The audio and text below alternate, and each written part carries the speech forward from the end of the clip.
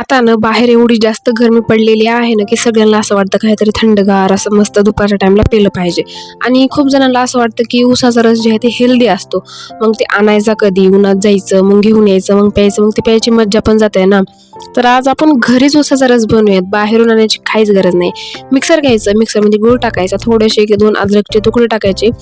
नंतर थोडासा मध्ये पुदिना टाकायचा, थोडंसं मीठ टाकायचं आणि त्याच्यामध्ये पाणी जे आहे ते मी अर्धा ग्लासच पाणी टाकलेलं आहे आणि एवढंच टाकून आपल्याला दळून घ्यायचं, म्हणजे गूळ जे आहे ते पूर्ण त्याच्यामध्ये मेल्ट झाला पाहिजे, पूर्ण विरघळून गेला पाहिजे. नंतर आणखीन मध्ये 1 ते 2 ग्लासमध्ये पाणी टाकायचं, डबल मिक्सरला छान असं फिरवून घ्यायचं आणि आपला उसाचा रस मग रेडी होतो बघा.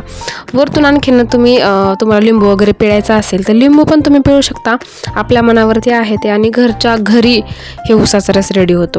टाईम अजिबात लागत नाही आणि गॅसची तर काहीच गरज नाही आणि बाहेरून आणायचं कशाला उगाच. मग आपल्याला घरीच जर ताजा बनता येत असेल तर काय करायचं, नंतर मिक्सरमध्ये काढलं ना, मस्त चाळणीमध्ये टाकायचं आणि चाळणीने मस्त चाळून घ्यायचं, म्हणजे मध्ये गुळाचे तुकडे वगैरे काहीच आल्याचे तुकडे जाऊ नयेत म्हणून चाळून घेतलं. लगेच गिलास घ्यायचा, गिलासामध्ये बर्फ टाकायचा, लगेच त्याच्यावरतून रस टाकायचा, वरून थोडेसे पुदिन्याचे पानं टाकायचे, डेकोरेशन करायचं आणि मस्त जे आहे ते उसाचा रस रेडी होतो. एन्जॉय करायचा, घरात सगळ्यांना द्यायचा. एकदा तुम्ही नक्की देऊन बघा, घरच्यांना सगळ्यांना खूप जास्त आवडेल. बाहेर जायची गरज नाही, घरच्या घरी उसाचा रस एकदम रेडी होतो. खूप भारी रेसिपी आहे, तुम्ही नक्की ट्राय करा आणि चॅनलला सबस्क्राईब करून घ्या. आणखीन चॅनलला सबस्क्राईब केलं नसेल तर अशाच नवनवीन छान रेसिपीजसाठी चला भेटूया पुढच्या रेसिपीमध्ये. तोपर्यंत बाय बाय.